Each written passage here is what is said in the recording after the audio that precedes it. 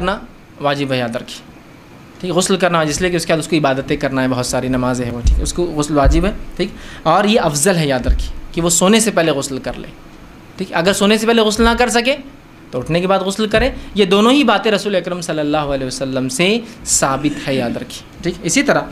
میاں بیوی اکٹھے غسل بھی کر سکتے ہیں، یاد رکھیے، اکٹھے، اس لیے کہ حضرت عائشہ رضی اللہ عنہا فرماتی، صحیح مسلم کی روایت ہے،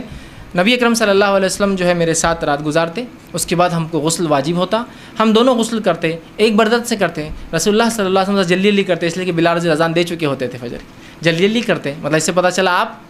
ہم بستری کے بعد سو جاتے، اس کے بعد اٹھ کے غسل کرتے، ٹھیک، جلدی کرتے تو میں کہتی کچھ پانی میرے لیے بھی چھوڑ دیجیے، اور ہمارے ہاتھ ایک دوسرے کو اس ٹب میں ٹکراتے۔ اس سے یہ بات کا بھی ازالہ ہوگا جو لوگ یہ کہتے ہیں کہ عورت کا پانی میں ہاتھ چل جائے تو پانی ناپاک ہو جاتا ہے، یہاں تو آپ سب ساتھ نہا رہے ہیں، ایک ہی برتن میں ہاتھ ڈال رہے ہیں، اور عائشہ کہہ رہی رضی اللہ عنہا کہ میرے ہاتھ سے آپ کے ہاتھ ٹکراتے اور میں کہتی تھوڑا پانی چھوڑ دو، تو وہ جو کچھ لوگ کہتے ہیں کہ پانی ناپاک نہیں ہوتا عورت کے ہاتھ ڈالنے سے، ٹھیک۔ اسی طرح ایک روایت آتی ہے